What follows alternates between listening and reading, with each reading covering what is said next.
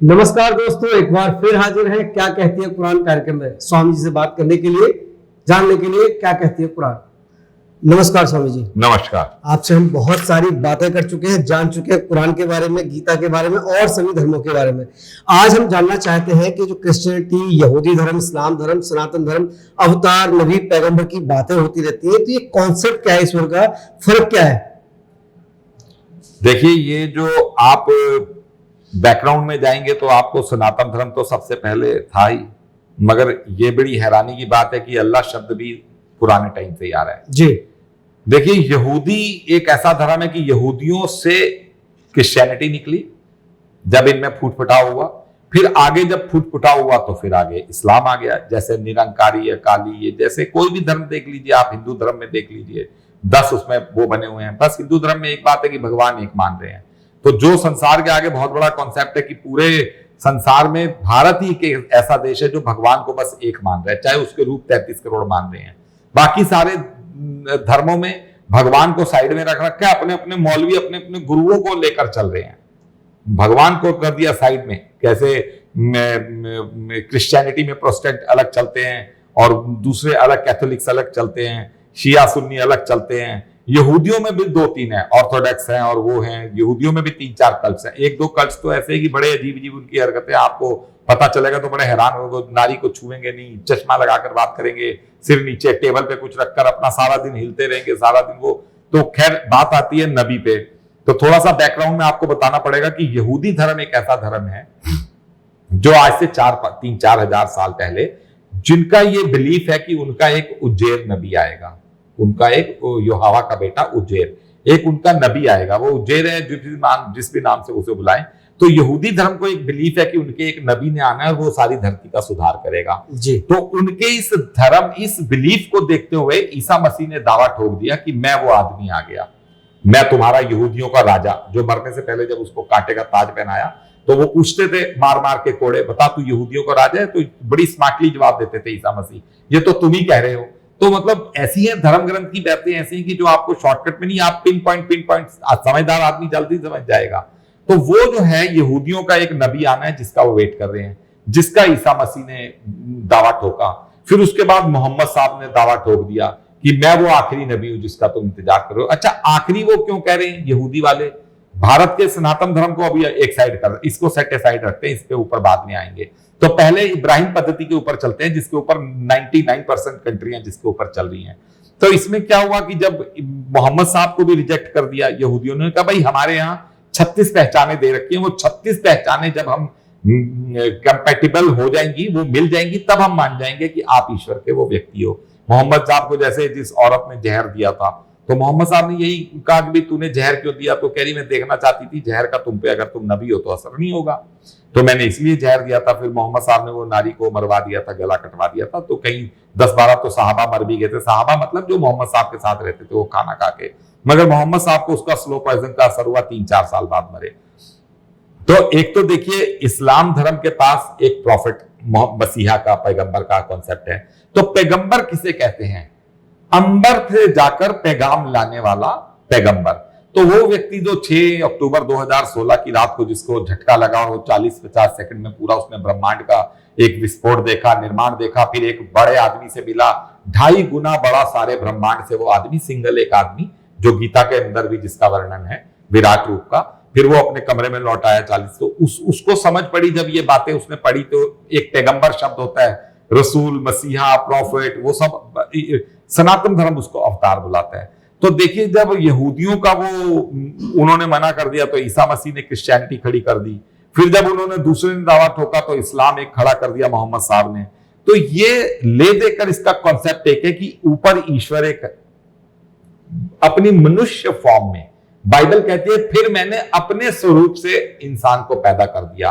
ये बात कुरान नहीं कह रही, बाइबल कह रही है। तो इसीलिए कुरान भी एक भगवान की ही किताब है, मगर एक लिमिटेड एडिशन। उन्होंने मतलब बाइबल में कुछ बातें आ गई, अब कुरान सारी बातें इसलिए भी नहीं लिख रहे कि बाइबल को भी लोग पढ़ते रहे, तो रात को भी पढ़ते रहे, जबूर को भी पढ़ते रहे, गीता को भी पढ़ते रहे। इसलिए 100%, जैसे आपको बताया कि कुरान के अंदर बर्फ का जिक्र नहीं है, Scandinavian, Europe, Japan, Germany, America, इनका जिक्र नहीं है इस टाइप से। तो कुरान भी इसीलिए अल्लाह ने ऐसी ही लिखी कि दूसरी किताबें पढ़ें, दूसरे भी धर्मों का पता चले।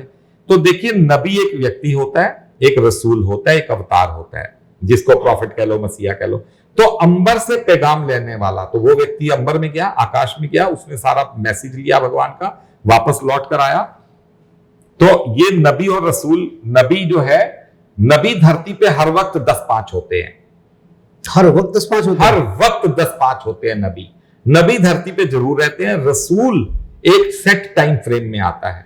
रसूल भगवान, कुरान कहती है कि 6 दिनों में भगवान ने सृष्टि का निर्माण किया। 2 दिन में चिड़िया, कबूतर, वनस्पति, 2 दिन में आदमी, 2 दिन में आकाश, चांद, सितारे, नदियां, नारे, पहाड़, इस टाइप से। तो नबी जो है, नबी एक स्मॉलर स्केल है। रसूल, नबी रसूल नहीं हो सकता, मगर रसूल नबी हो सकता है।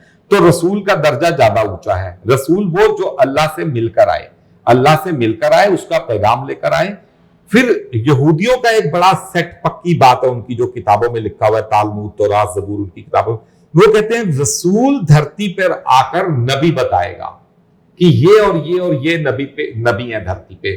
फिर वो रसूल बताकर, ईश्वर का मैसेज देकर, धरती को सुधार कर, धर्म को सुधार कर वापस चला जाएगा। उस रसूल को, जब रसूल आता है तो उसको जब पैगाम देता है तो पैगाम की नाफरमानी होती है, क्योंकि अल्लाह का पैगाम, ईश्वर का पैगाम अगर तुरंत मान लिया जाए तो हर चौथा आदमी कहेगा मैं अल्लाह से मिला है, सभी उसके पैर पकड़ लेंगे। तो उसको बड़े कष्ट कसाले होते हैं जो भगवान से मिलकर आता है, जो भगवान का बंदा होता है, उसे हजारों प्रताड़नाएं झेलनी पड़ती हैं, हजारों समस्याएं झेलनी पड़ती है, मगर ईश्वर उसकी कहीं प्रदत्त अपनी शक्तियों से मदद भी कर रहे होते हैं। उसका जीवन बड़ा रमणीक होता है, उसके जीवन में एक एक बात। तो वो वही जानना चाहेंगे कि पैगंबर रसूल का जीवन शैली कैसी होती है, क्या होता है? इसकी जीवन शैली भी आपको आगे बता देते हैं। तो पहले ये जो रसूल आएगा वो धरती पे नबी बताएगा कि वो आदमी, देखिए यहूदी तभी मानेंगे कि जब वो बंदा होगा, वो अपनी अपनी नहीं कॉलर ऊंची करके झंडे गाड़ देगा कि मैं हूं भगवान का बच्चा। नहीं, वो धरती पे उन आदमियों की खोज करेगा जिनके मुताबिक मानव जाति सबसे सुंदर तरीके से अपना जीवन जिएगी। तो वो व्यक्ति जो 6, 10, 16 को मिलकर आया भगवान से, उसने वो व्यक्ति ढूंढ रखे हैं। अब इंग्लिश कमजोर होने की वजह से, जर्मन नहीं आती और दूसरी भाषाएं नहीं आती, तो हो सकता है सब देशों में सब ऐसे लोग हों, मगर फिर भी पिन पॉइंट, जैसे क्लास में 1-2 बच्चे बड़े अच्छे होते हैं, 3 अच्छे, टीचर को पता होता है ये बड़े अच्छे हैं, अच्छे दूसरे भी हैं, मगर उनको वो कमांड सौंप देता है कि भाई तुम मॉनिटर बन जाओ। तो वो ढूंढे बैठे है वो व्यक्ति जो धरती पे है, नबी। तो नबी जब वो रसूल बताएगा कि ये वो व्यक्ति है, फिर रसूल की जिंदगी भी शॉर्ट होती है, ये भी आप ध्यान रखिए। एक तो रसूल की कभी बॉडी खराब नहीं होती। अब वो कैसा मामला है वो सब आपको भविष्य में पता चलेगा, वो मरने के बाद उसकी बॉडी नहीं खराब होती, ये ईश्वर की अपनी वाणी है। जिंदा वापस जाने की भी उसके पास ऑप्शन होती है, जिंदा, वो जिंदा भी वापस जा सकते हैं, राम भगवान जैसे जिंदा वापस चले गए। वो फिर बताता है कि धरती पे नबी वो है, वो नबी अपनी आजीवन मानव जाति के साथ रहते हैं और मानव जाति में पूरे रिफॉर्म्स करते हैं, सुधार करते हैं। तो उसी को सनातन धर्म अवतार बुला रही है। अब देखिए, जैसे जाकिर नायक कहता है कि एक ही बस फर्क है इस्लाम में और सनातन धर्म में, कि इस्लाम कहता है कि सूरज, चांद, सितारे, मिट्टी, पहाड़, नदी, नाले, कुत्ता, जानवर, ये सब अल्लाह का है, और सनातन धर्म कहता है कि ये सब अल्लाह ही है। तो आप देखिए कि ज्यादा ऊपर फिलॉसफी सोच किसकी है। हम एक कण कण को भी कह रहे हैं कि ये अल्लाह है। हमने एक पत्थर चुना, सनातन धर्म ने उसके आगे माथा टेका, तो बस हम पे कृपा आनी शुरू हो गई। आप सनातन धर्म का तो क्या बताएं, आप कार के 4 नट खोल दीजिए स्टेपनी के, और उन नटों को रखकर उनकी पूजा करनी शुरू कर दीजिए, वो नट भी आप पे कृपा बरसानी शुरू कर देंगे, क्योंकि कहीं ना कहीं ऊपर ईश्वर एक देख रहा है कि मेरे रिप्रेजेंटेटिव को, जैसे एप्पल फोन है, अब आपको नहीं जी मैं तो वहीं से ठीक कराऊंगा एप्पल के मेन सेंटर फैक्ट्री से, ऐसे थोड़ी होता है। एप्पल ने अपने सैकड़ों सेंटर बना रखे हैं, जिस मर्जी आप सेंटर में जाइए एप्पल का फोन ठीक कराइए, मगर नहीं, अगर आप इस पे अड़ेंगे नहीं जी मैं तो एप्पल के ही मालिक के पास जाऊंगा, उसकी मूल फैक्ट्री में वहां जाकर ठीक कराऊंगा, तो ऐसे थोड़ी होता है एप्पल। तो ये जो है नबी का अवतार, भारत में कुत्ते, बिल्ली, सबको, कुत्ता है भैरव, अच्छा उल्लू है लक्ष्मी भगवान, अरे फलाना, अरे चूहा, गणेश जी माथा टेको। तो भारत जहां सर्प देवता, अरे शंकर भगवान आगे, नाग देवता आगे। तो सनातन धर्म एक ईश्वर का बड़ा प्यारा धर्म है जो हर चीज को, कण कण को भगवान मान रहा है, तो सनातन धर्म में उसको अवतार बुलाया जाता है। तो ये पैगंबर रसूल को कैसे मान्यता मिलती है और विश्व में क्या बदलाव आता है? देखिए, इसको मान्यता ऐसे तो मिलती नहीं, जैसे वो 6, 10, 16 को जो मिलकर आया, वो तो सिर्फ पहले तो वो किसी को बताता नहीं था बात, जब भगवान के मिलकर आया तो एक दो को उसने बात बताई तो डर डर के बताता था, मैं इसको बताऊं जाने क्या, मगर धीरे धीरे वो ट्रेंड होना शुरू हो गया, उसकी बात खुलनी शुरू हो गई, उसका कलेजा खुलना शुरू हो गया, उसको सारे धर्मों की समझ पड़ गई, उसको सारी पैगंबरों की समझ पड़ गई, उसको सारी खिचड़ियां जो पकड़ी उसको समझ पड़ गई। फिर उसने धीरे धीरे बात को फैलाना शुरू किया। भगवान जब देखते हैं स्टेज 1, स्टेज 2, स्टेज 3, तो भगवान जब देखते हैं कि इस स्टेज पर आ चुका है कि अब इसकी बात को अकड़ कर ये बोलना शुरू कर दिया है, तो भगवान फिर धरती पे एक बीमारी भेजते हैं। फिर वो बीमारी धीरे धीरे इतना धरती वालों को रुलाती है कि वो बीमारी का हल नहीं मिलता, और भगवान तो कहीं ना कहीं चाहते हैं कि तुम ना मानो मेरा मैसेज। अल्लाह कहते हैं कुरान में कि मैं अपने सिर पर इल्जाम नहीं लेता। तो भगवान फिर उस बीमारी के रूप में या कोई भी नेचुरल क्लाइमिटी के रूप में या कोई वॉर के रूप में भगवान फिर धरती की 99% आबादी खत्म कर देते हैं, थोड़े से लोग छोड़कर जिनको मोमिन, जो नू का मन्नू का जो हमारे मायन कैलेंडर में जो चाइनीज का चल रहा है कि एक कश्ती में सवार होकर चले गए, फिर भगवान थोड़े से लोग छोड़ते हैं और वो उसके साथ एक नया युग शुरू करते हैं। तो कयामत और रसूल पैगंबर में क्या संबंध है आपस में? हाँ देखिए, ये भी बड़ा इंटरेस्टिंग सवाल है कि कयामत का मतलब तो सर्वनाश और रसूल का मतलब रिफॉर्म, तो ये दोनों जुड़े कैसे हुए आपस में? वही जानना चाह रहे हैं। तो वही ना, तो ये देखिए सर्वनाश तो हो गया कयामत का मतलब, मगर वो आपको जो बता दिया कि इस्लाम के लिए कयामत होगी कि रसूल वो आखिरी नहीं था, रसूल आ गया। अब मोहम्मद का जो वर्णन है वो एक डमी था, वो एक डीम्ड था, एक्चुअल मोहम्मद, एक्चुअल रसूल अब आ गया। ईसा मसीह के लिए कयामत होगी क्रिश्चियनिटी के लिए कि ईसा मसीह उनका भारत में वो सारे गुण लेकर भारत में एक आदमी आ गया। सनातन धर्म के लिए कयामत होगी कि अल्लाह ऊपर फाइनल निकल आए, क्योंकि कुरान के अंदर सारा ये सिस्टम लिखा हुआ है जो कोरोना चल रहा है। और यहूदियों के लिए तो होगा ही, उनका तो गर्व टूटेगा ही टूटेगा, और कुरान के मुताबिक तो यहूदी खत्म हो जाएंगे आने वाले बड़ी जल्दी समय में। तो देखिए रिफॉर्म का ये मतलब हुआ कि वो आता है, उसको कयामत जो कहते हैं वो रिफॉर्म है अपने आप में।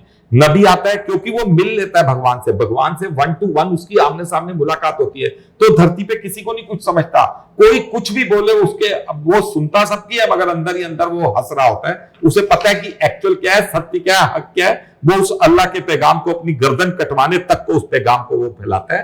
फिर भगवान कोरोना भेजते हैं, बीमारी भेजते हैं, फिर बीमारी इतना तंग करती है कि अल्टीमेटली वो कोरोना को सर्टिफाइड करता है, कोरोना उसको अल्टीमेटली सर्टिफाइड करा देता है। बहुत बहुत धन्यवाद स्वामी जी आपका समय देने के लिए, बहुत सारी जानकारी देने के लिए। और मैं दर्शकों से कहना चाहूंगा, देखते रहिए क्या कहती है कुरान।